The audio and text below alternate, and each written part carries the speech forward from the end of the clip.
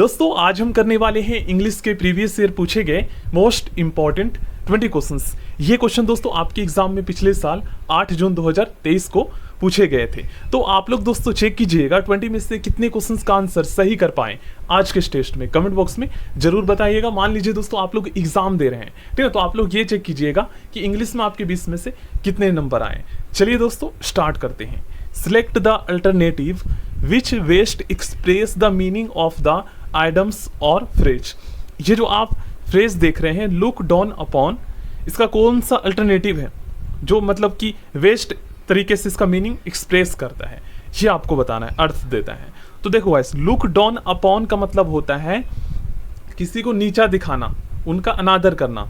तो इसका जो अल्टरनेटिव है मतलब जो सेम मीनिंग देता है ये है रिगार्ड विथ कंटेम्प्ट, ठीक ना, regard with contempt. Next question, pick out the non finite verb in the sentence given below. आपको पता है नॉन फाइनाइट वर्ब हमेशा किसी सेंटेंस में एज अ सब्जेक्ट और ऑब्जेक्ट के रूप में प्रयोग होता है। नॉन फाइनाइट वर्ब कभी भी किसी सेंटेंस में मेन वर्ब के रूप में प्रयोग नहीं होता है, ठीक ना। नॉन फाइनाइट वर्ब देखने में और लिखने में बिल्कुल 100% वो वर्ब के जैसा ही होता है, लेकिन प्रयोग वो मेन वर्ब के जैसा नहीं होता है। तो इसका सही आंसर अप्रोचिंग होगा, ठीक ना। ये हमारा जेरन है, ठीक ना। सेकंड टाइप, क्योंकि 3 टाइप के होते हैं नॉन फाइनाइट वर्ब। पहला इन्फिनेटिव 2 प्लस प्रीपोजिशन 2 प्लस में वर्ब की फर्स्ट फॉर्म, सेकंड वर्ब की आईएनजी फॉर्म, एंड थर्ड होता है पार्टिसिपल, ठीक ना। तो आपको समझ में आ गया होगा, इसका सही आंसर ऑप्शन ए हो जाएगा। आगे दोस्तों यही था हमारा क्वेश्चन। और ये जो आप सेंटेंस देख रहे हैं ये एक्टिव वॉइस में है, इसे हमें पैसिव वॉइस में चेंज करना है। यहाँ पर दोस्तों आप लोग एक चीज नोटिस करेंगे, एज अ सब्जेक्ट के रूप में दोस्तों यहाँ पर ऑब्जेक्टिव केस का प्रोनाउन यूज किया गया है, जबकि हमारा ग्रामर का रूल ये कहता है कि जब भी किसी सेंटेंस में एज अ सब्जेक्ट के रूप में नॉन या प्रोनाउन का यूज करते हैं ना, तो वो हमेशा सब्जेक्टिव केस का प्रोनाउन यूज होता है। तो दोस्तों यहाँ पर आप लोग देख सकते हैं ये जो क्वेश्चन आप दोस्तों यही था हमारा क्वेश्चन। और ये जो क्वेश्चन दोस्तों यही था हमारा क्वेश्चन। और ये जो आप सेंटेंस देख रहे हैं ना, ये दोस्तों एक्टिव वॉइस में है, इसे आपको पैसिव वॉइस में चेंज करना है। यहाँ पर दोस्तों आप लोग एक चीज नोटिस करेंगे, यहाँ पर जो है ना ऑब्जेक्टिव केस का प्रोनाउन यूज किया गया है दोस्तों एज अ सब्जेक्ट के रूप में इस सेंटेंस में, जबकि ग्रामर का रूल हमारा क्या कहता है कि जब भी किसी सेंटेंस में एज अ सब्जेक्ट के रूप में जब कोई प्रोनाउन का यूज करते हैं ना, तो प्रोनाउन हमेशा हमारा सब्जेक्टिव केस का होना चाहिए। ऑब्जेक्टिव केस का प्रोनाउन हम एज अ ऑब्जेक्ट के रूप में प्रयोग करते हैं किसी सेंटेंस में, सब्जेक्ट के रूप में नहीं, जबकि यहाँ पर दोस्तों किया गया है। तो देखो ग्रामर का रूल हमारा क्या कहता है कि लेट के बाद जब भी कोई प्रोनाउन यूज होता है ना, तो हमेशा ऑब्जेक्टिव केस का प्रोनाउन यूज होता है। जैसे ही का ऑब्जेक्टिव केस हिम होता है, ठीक है ना, और दे का ऑब्जेक्टिव केस अगर आपसे पूछा जाए तो देम होता है। इसी तरीके से सी का ऑब्जेक्टिव केस हर होता है और वी का ऑब्जेक्टिव केस अस होता है, ठीक ना। तो लेट के बाद हम ऑब्जेक्टिव केस का प्रोनाउन का यूज कर सकते हैं एज अ सब्जेक्ट के रूप में। अब हम इसे पैसिव वॉइस में चेंज करते हैं। तो देखिए पैसिव वॉइस में जब भी हम चेंज करते हैं तो ये आपको पता है कि जो हमारा एक्टिव वॉइस का ऑब्जेक्ट होता है ये सब्जेक्ट के स्थान पर आ जाता है। और जो लेट वाले सेंटेंसेस होते हैं ना, जब हम इसको पैसिव वॉइस बनाते हैं तो इसमें कोई भी चेंजेस नहीं आता, ये ध्यान रखिएगा। लेट आपका लेट ही रहेगा, लेकिन जो ऑब्जेक्ट रहेगा वो लेट के साथ सब्जेक्ट के स्थान पर आ जाएगा। तो द वर्क जो है ये लेट के साथ आ जाएगा। तो लेट द वर्क, और टेंस में कोई परिवर्तन नहीं आएगा। बस ध्यान में रखना है कि वर्ब अगर फर्स्ट फॉर्म में है एक्टिव वॉइस का तो उसे आंख बंद करके थर्ड फॉर्म में चेंज कर देना है, लेट द वर्क। अब दोस्तों यहाँ पर हम क्या यूज करें, तो लेट द वर्क, अब यहाँ पर जो है ना वी का यूज होगा। लेट के साथ ध्यान में रखना है कि बी का यूज करना है आपको। लेट द वर्क बी, और यहाँ पर वर्ब की third form let the work be completed by करके आपको ऑब्जेक्ट के स्थान पर ऑब्जेक्टिव केस का प्रोनाउन यूज करना है। तो हिम ही हम यहाँ पर यूज करेंगे क्योंकि ही का ऑब्जेक्टिव केस हिम ही होता है। बस ये ध्यान में रखना है कि लेट का लेट ही रहेगा, इसमें कोई परिवर्तन नहीं आएगा। ऑब्जेक्टिव केस के स्थान पर जो हमारा ऑब्जेक्ट रहेगा वो लेट के साथ एज अ सब्जेक्ट के रूप में प्रयोग होगा। और उसके बाद हमेशा ध्यान में रखना है कि लेट के साथ बी का यूज होता है, ठीक ना। लेट के साथ मतलब ऑब्जेक्ट लगाकर उसके बाद, तो लेट द वर्क बी, और उसके बाद वर्ब की third form completed by him. इस क्वेश्चन का सही आंसर दोस्तों क्या होगा, ऑप्शन ए हो जाएगा, ठीक है ना। आगे बढ़ते हैं। Select the most appropriate option to change the sentence from direct speech to indirect speech. ये जो आप सेंटेंस देख रहे हैं, he said to me do you like the book, किसी पर्टिकुलर बुक की बात की जा रही है क्योंकि बुक के आगे द लगा हुआ है। अब यहाँ पर आप लोग एक चीज़ नोटिस करेंगे, इन्वर्टेड कोमा के अंदर वाला जो सेंटेंस है उसके लास्ट में आप लोग देखेंगे तो क्वेश्चन मार्क का साइन है। तो यहाँ पर पूछा जा रहा है, अब ही, उसने, अब मान लीजिए उस व्यक्ति का नाम है राहुल, तो राहुल ने दोस्तों मुझसे पूछा कि क्या तुम इस बुक को पसंद करते हो, ठीक ना, क्या तुम्हें यह बुक पसंद है, ये पूछ रहा है। अब दोस्तों राहुल ने जो मुझसे पूछा ना, इसी बात को मैं किसी थर्ड पर्सन को बताता हूँ। क्या राहुल ने जो है मुझसे ये पूछा कि क्या मैं उस बुक को पसंद करता हूँ, तो ऐसे में दोस्तों अपने लिए मैं कौन सा प्रोनाउन यूज़ करूँगा, अपने लिए मैं मी ही प्रोनाउन यूज़ करूँगा ना, जैसे किसी थर्ड पर्सन को बताऊंगा तो ही आस्क्ड, क्योंकि उसने मुझसे पूछा, क्वेश्चन मार्क का साइन है यहाँ पर, तो यहाँ पर आस्क लगा दिया, ही आस्क्ड, और मी अपने लिए यूज़ करूँगा, किसी और व्यक्ति से नहीं पूछा है तो मी लग जाएगा। अब ही आस्क्ड मी इफ, अब इसके बाद दोस्तों यहाँ पर हमारा जो वर्ब कौन सा यूज़ होगा, सेकेंड फॉर्म का वर्ब यूज़ होगा या फर्स्ट फॉर्म का या थर्ड फॉर्म का।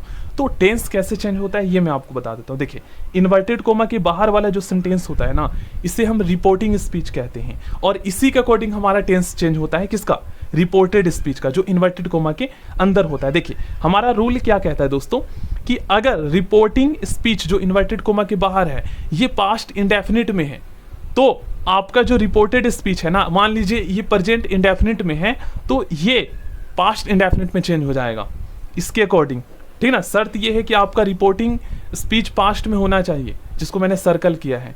अगर मान लीजिए रिपोर्टेड स्पीच आपका प्रेजेंट कॉन्टिन्यूअस में है तो पास्ट कॉन्टिन्यूअस में हो जाएगा, प्रेजेंट परफेक्ट में है तो पास्ट परफेक्ट में हो जाएगा।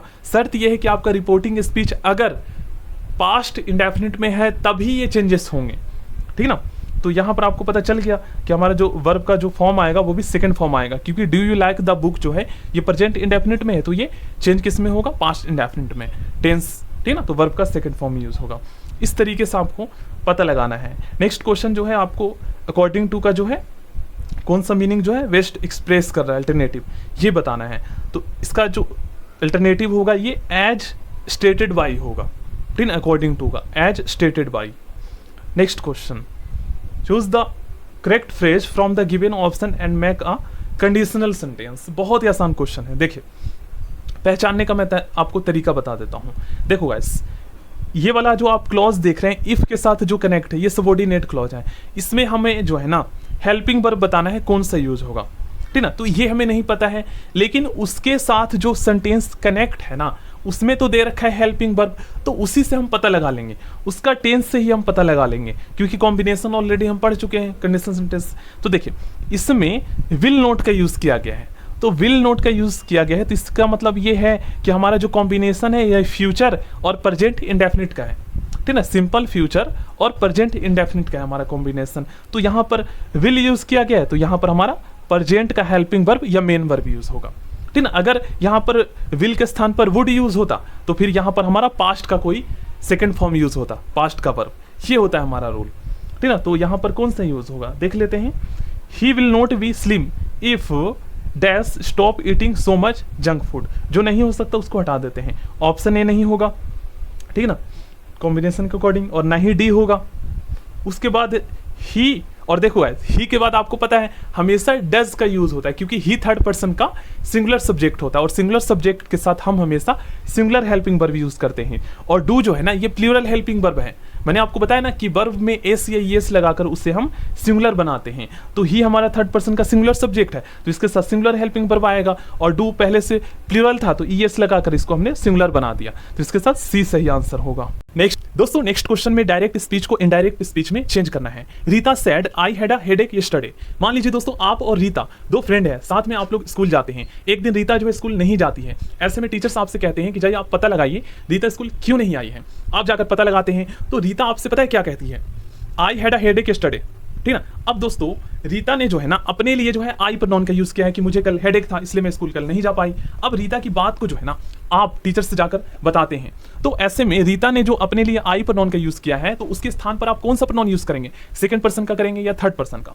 तो पर्सन कैसे चेंज होता है यही मैं इस एग्जांपल के माध्यम से समझाना चाहता हूं। आप इसे हिंदी में ट्रांसलेट करेंगे ना और अच्छे समझ में आएगा जब आप इसको इनडायरेक्ट स्पीच में चेंज करेंगे। तो जैसे रीता टोल्ड, रीता ने बताई कि, अब उसके लिए क्या यूज करेंगे, जैसे टीचर को आप कह रहे हैं कि सर रीता टोल्ड डैट या Rita told me that I had a headache, ऐसे तो नहीं बोलेंगे ना। Rita told that she had a headache the day before, उसे जो है कल हेडेक थी इसलिए वो स्कूल नहीं आ पाई, ठीक है ना। तो सी यूज किया आपने आई के लिए, उसके लिए, तो इस तरीके से चेंज होते हैं पर्सन, ये ध्यान में रखिएगा। अब टेंस में कोई परिवर्तन नहीं आएगा, जैसे हैड यूज किया गया है ना, तो ये पास्ट का सेंटेंस है। अब हैड के लिए यहाँ पर पास होने के अर्थ में हुआ है था, तो इसलिए इसमें चेंजेस नहीं आएगा। अगर पास्ट परफेक्ट का सेंटेंस होता तब इसमें चेंजेस होते हैं। तो इसका सही आंसर क्या हो जाएगा, ऑप्शन डी, ठीक है ना। और यस्टरडे का चेंज होता है the next day, the day before में, ठीक है ना।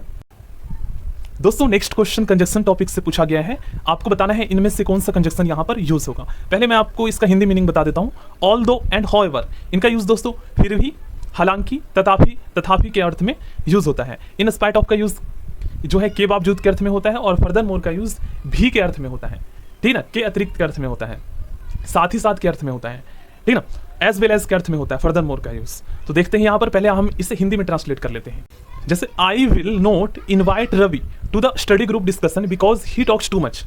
मैं दोस्तों रवि को इसलिए इनवाइट नहीं करूंगा स्टडी ग्रुप डिस्कशन के लिए क्योंकि वह बहुत ज़्यादा बातें करता है, ठीक ना, इस रीजन की वजह से। Dash my friend don't like him, मतलब उसकी ज़्यादा बात करने की वजह से मैं उसे पसंद नहीं करता स्टडी ग्रुप डिस्कशन के लिए इन्वाइट करने के लिए। और साथ ही साथ जो है आपके दोस्त भी उसे पसंद नहीं करते, और भी के अर्थ में भी अगर आप लगाओगे तो आपके दोस्त भी उसे जो है पसंद नहीं करते, हो सकता है इन्वाइट करना, तो फर्दर मोर ही अप्रोप्रिएट लग रहा है, ठीक ना। तो यही यूज होगा। आगे बढ़ते हैं। Please go there dash it is getting late. अब आप लोग बताइए यहाँ पर कौन सा पंक्चुएशन मार्क्स यूज होगा, ठीक ना। तो देखो गाइस, प्लीज गो देयर, ठीक ना, यहाँ पर जो है हो सकता है आदेश देने के लिए यूज किया जा रहा हो, इट इज गेटिंग लेट। तो देखिए क्वेश्चन मार्क का साइन हम वहां पर यूज करते हैं जहां पर क्वेश्चन पूछना होता है, और एक्सक्लेमेशन मार्क का साइन वहां पर यूज करते हैं जहां पर आश्चर्य का बोध होता है, ठीक ना। और जहां पर हमारा सेंटेंस पूर्ण हो जाता है, कंप्लीट, वहां पर फुल स्टॉप यूज करते हैं। जहां पर हमारा सेंटेंस कंप्लीट नहीं होता वहां पर हम सेमीकोलन का यूज करते हैं, पॉइंट और ऐसे कॉमा, ये वाला ऑप्शन बी होगा यहाँ पर यूज। नेक्स्ट क्वेश्चन काफी आसान है ये दोस्तों, टाइम एंड टेंस से पूछा गया है। Choose the past perfect continuous from of the sentence. इस सेंटेंस का जो है ना आपको मतलब पास्ट परफेक्ट कॉन्टिन्यूअस बताना है इन चारों ऑप्शन में से, या चेंज कर दीजिए आप, उसके बाद बताइए। तो देखो आपको पता है पास्ट परफेक्ट कॉन्टिन्यूअस में हैड बीन का यूज होता है, और बीन के बाद हमेशा अब वर्ब की आईएनजी फॉर्म यूज होता है, ठीक है। तो देख लेते हैं, the children had been playing in the park throughout the evening, कौन सा यूज होगा। ऑप्शन ए में भी है the children had been playing in the park throughout the evening, and C देखते हैं तो सी नहीं होगा, सी तो गलत है, ठीक ना। उसके बाद बी भी गलत है और डी भी गलत है, ऑप्शन ए ही हमारा सही होगा। दोस्तों next question subject verb agreements पूछा गया है। यहाँ पर आपको बताना है डैश के स्थान पर इनमें से कौन सा वर्ब यूज होगा, हेल्पिंग वर्ब जो है प्लूरल यूज होगा या सिंगुलर। तो मैं आपको इसका रूल बता देता हूँ, ध्यान से पढ़िएगा। रूल नंबर 23, कुछ नॉन देखने में प्लूरल लगते हैं लेकिन अर्थ में सिंगुलर होते हैं, इनका प्रयोग हमेशा सिंगुलर में ही होता है, जैसे न्यूज, इनिंग्स, पॉलिटिक्स, ठीक ना, politics, summons, physics, economics, ethics, mathematics, mumps, measles, rickets, singles, billiards, athletics. देख लीजिए ये जो नॉन है ना, ये दोस्तों देखने में प्लूरल लगते हैं लेकिन अर्थ में ये सिंगुलर होते हैं, तो इसलिए ये हमेशा किसी सेंटेंस में एज अ सिंगुलर सब्जेक्ट के रूप में प्रयोग होता है, और सिंगुलर सब्जेक्ट के साथ हम हमेशा सिंगुलर हेल्पिंग वर्ब या मेन वर्ब प्रयोग करते हैं, ठीक है। ये है हमारा ग्रामर का रूल। तो इस पर मैं आपको बता देता हूँ, न्यूज का फुल फॉर्म होता है दोस्तों, न्यूज जो है ना ये शॉर्ट फॉर्म है नॉर्थ, ईस्ट, वेस्ट, साउथ का। इस क्वेश्चन का सही आंसर इज हो जाएगा। आगे तो नेक्स्ट क्वेश्चन कंडीशनल सेंटेंसेस से पूछा गया है। देखिए इफ जो हमारा सबऑर्डिनेट क्लॉज है, इससे जो सेंटेंस कनेक्ट है ना, आप लोग देख सकते हैं इसमें दोस्तों पास्ट के हेल्पिंग वर्ब यूज किया गया है। तो मैंने आपको बताया है कि अगर इसमें पास्ट के हेल्पिंग वर्ब यूज किया जाए तो समझ लीजिए कि फिर इसमें वुड का यूज होगा। अगर प्रेजेंट का हेल्पिंग वर्ब होता तो विल का यूज होता, ठीक ना, तो यहाँ पर वुड लगेगा। अब दोस्तों उसके बाद जो है ना एक वर्ब भी आएगा, क्योंकि सेंटेंस पढ़िए आप लोग, if I were an astronaut, अगर मैं एस्ट्रोनॉट होता तो आई वुड, और उसके बाद एक वर्ब भी आएगा। अब कौन सा आएगा मैं आपको बताता हूँ। वुड के बाद हमेशा वर्ब की फर्स्ट फॉर्म यूज होता है, तो I would look at the stars all the time, मैं हर टाइम जो है स्टार्स को देखता रहता या उस पर नजर रखता, तो यहाँ पर हमारा ऑप्शन सी यूज होगा। बाकी देख सकते हो आप लोग, डी तो यूज हो ही नहीं सकता, विल आएगा नहीं, और बी भी नहीं आएगा क्योंकि वुड का यूज होना है हेल्पिंग वर्ब, ठीक ना, और उसके बाद ए भी यूज नहीं होगा, तो जो बचा वही हमारा आंसर होगा। नेक्स्ट क्वेश्चन देख लीजिए, ये हमारा पंचुएशन मार्क्स से पूछा गया है। सिंबल आपको बताना है कौन सा है ये। तो देखो गाइस, ये होता है हमारा सेमीकोलन, होता है ना, ये तो आपको पता है, और ये होता है हमारा क्लोन, ठीक है। तो इसका सही आंसर ऑप्शन डी हो जाएगा। नेक्स्ट क्वेश्चन दोस्तों कंजक्शन टॉपिक से पूछा गया है। Desktop computers are cheaper and more reliable than laptops. Dash they last longer. यहाँ पर दोस्तों कंप्यूटर की जो है ना विशेषता बताई जा रही है और लैपटॉप से यहाँ पर कंपेयर भी किया जा रहा है। और डैश के बाद आप लोग एक चीज नोटिस करेंगे तो कंप्यूटर, देखिए डेस्कटॉप कंप्यूटर्स देख लीजिए, तो उसके लिए यहाँ पर दे का यूज किया गया है, प्रोनाउन। और उसके बाद एक और विशेषता बताया जा रहा है उसके बारे में। तो देखिए साथ ही साथ किसी चीज के बारे में हम बता रहे हैं या लिख रहे हैं तो उसके लिए कुछ और बातें ऐड करने के लिए एज वेल एज कंजक्शन का यूज करते हैं, ऑल्सो का यूज करते हैं। तो इसी तरीके से दोस्तों हम फर्दर मोर का भी यूज करते हैं कंजक्शन का। तो यहाँ पर फर्दर मोर का यूज होगा। देखिए बताया क्या जा रहा है, डेस्कटॉप कंप्यूटर आर चीपर, मतलब सस्ते होते हैं एंड मोर रिलायबल होते हैं लैपटॉप्स के मुकाबले। और साथ ही साथ दे लास्ट लॉन्गर, मतलब ज्यादा टिकाऊ भी होते हैं, ज्यादा टाइम तक चल भी सकते हैं कंप्यूटर लैपटॉप्स के मुकाबले। तो यहाँ पर फर्दर मोर का यूज होगा, है ना, इस अर्थ में। नेक्स्ट क्वेश्चन जो है ये एडम्स एंड फ्रेश से पूछा गया, ये ऑलरेडी कर चुके हैं। ये 9 डेज वंडर का मतलब होता है 4 दिन की चांदनी, ये आपने मुहावरा सुना होगा। तो इसका मतलब है यहाँ पर ए शॉर्ट लिव्ड सेंसेशन। मान लीजिए किसी का स्टारडम चल रहा हो, सेंसेशन का मतलब हिंदी होता है सनसनीखेज, खबर चल रहा हो, तो कुछ दिन ही ए शॉर्ट लिव्ड सेंसेशन होता है इसका मतलब, ए 9 डेज का वंडर मतलब। आगे बढ़ते हैं, complete the sentence using appropriate option. देखो गाइस ये बहुत बार मैं आपको बता चुका हूं, ये सब्जेक्ट वर्ब एग्रीमेंट से क्वेश्चन पूछा गया है, ये भी हमारा आया है। अब neither of, either of, each of, every one of, इसके बाद नॉन या प्रोनाउन अगर आता है तो वो तो हमेशा प्लूरल होगा, लेकिन हेल्पिंग वर्ब हमेशा सिंगुलर यूज होता है, तो यहाँ पर वॉज का यूज होगा। देखिए रूल नंबर 13 आप लोग पढ़ सकते हो। देखिए अगर इच, एवरी वन या आयदा, नाइदा के बाद ऑफ का प्रयोग होता हो तो ऑफ के बाद आने वाला नॉन अथवा प्रोनाउन तो प्लूरल होता है, लेकिन उसके बाद आने वाला वर्ब है ना सिंगुलर होगा। देख लो आप लोग यहाँ पर। अब आप लोग कहेंगे कि सर यहाँ पर प्रोनाउन भी लिखा है इत्यादि सिंगुलर होगा, तो ये वाला प्रोनाउन है ना जिसे हम पॉजेसिव प्रोनाउन कहते हैं। बाकी आप लोग पढ़ ही सकते हो। यहाँ पर आप लोग लुसेंट की जो जनरल इंग्लिश की बुक आती है उसका भी आप लोग सब्जेक्ट वर्ब एग्रीमेंट का रूल देख सकते हो, देख लीजिए यहाँ पर। दोस्तों यहाँ पर आप लोग इस रूल को ध्यान से समझिएगा। क्वेश्चन नंबर 17 जो है ना इसी रूल पर आधारित है। देखिए यहाँ पर क्या कहा गया है, कुछ नॉन्स का प्रयोग हमेशा प्लूरल फॉर्म में ही होता है। इन नॉन्स के अंत में एस को हटाकर इन्हें सिंगुलर नहीं बनाया जा सकता है। ये देखने में भी प्लूरल लगते हैं एवं इनका प्रयोग भी प्लूरल की ही तरह होता है। कहने का मतलब ये है कि अगर आप सीजर्स, टंग्स का use as a subject group में कर रहे हैं ना तो ये प्लूरल सब्जेक्ट ग्रुप में होगा और उसके साथ प्लूरल हेल्पिंग वर्ब या मेन वर्ब आएगा, ठीक ना। अब दोस्तों हमारा क्वेश्चन क्या है 17 में, ए पेयर ऑफ सीजर्स, तो उसमें हमारा हेल्पिंग वर्ब कौन सा यूज होगा, तो इसका भी रूल मैं आपको बता देता हूं। देखिए यही है हमारा क्वेश्चन। अभी हमने क्या पढ़ा कि सीजर्स, टंग्स, कुछ और भी बहुत सारे वर्ड्स हैं जो मैंने आपको शो किया, उन्हें लिख लीजिएगा, ठीक ना। उसके बाद हमेशा हेल्पिंग वर्ब प्लूरल आएगा, मतलब कि as a plural subject group में ये प्रयोग होता है। लेकिन अगर इसके आगे दोस्तों ए पेयर ऑफ लग जाए तो ये as a singular subject group में प्रयोग होता है फिर सेंटेंस में, ध्यान रखिएगा, ठीक ना। ए पेयर ऑफ लग गया तो ये हमारा सब्जेक्ट जो है ना सिंगुलर बन गया और यहाँ पर फिर सिंगुलर हेल्पिंग वर्ब भी यूज होगा वॉच का, ठीक ना। नेक्स्ट क्वेश्चन दोस्तों प्रीपोजिशन टॉपिक से पूछा गया है। The aeroplane is flying dash the cloud. देखो गाइस आप सभी जानते हैं एरोप्लेन जो है ना ये समताप मंडल में उड़ता है जहां पर बादल नहीं होते हैं, ठीक है ना। एरोप्लेन जो है बादल से ऊपर उड़ता है, तो से भी ऊपर का अर्थ आ रहा है। जो एरोप्लेन है ना वो बादल से भी ऊपर उड़ता है, तो से ऊपर या से भी ऊपर के अर्थ में जो है ना हम अबव प्रीपोजिशन का यूज करते हैं। ये आपको पता होना चाहिए क्योंकि इनका यूज हम मे के अर्थ में करते हैं और ऑन का यूज के ऊपर स्पर्श के अर्थ में करते हैं, जहां पर एक दूसरे को टच करता है एक चीज दूसरे को, ठीक है। तो यहाँ पर अबव का यूज होगा से भी ऊपर के अर्थ में कि एरोप्लेन जो है वो बादल से भी ऊपर उड़ रहा है, ठीक ना। ये दोनों क्वेश्चंस जो है ना क्वेश्चन नंबर 18 और 20 ये दोनों हूबहू क्वेश्चन जो है ना ये लुसेंट की जनरल इंग्लिश से उठा कर दिया गया है। मैं आपको शो कर दूंगा किसी वीडियो में। Pick out the non finite verb in the given sentence.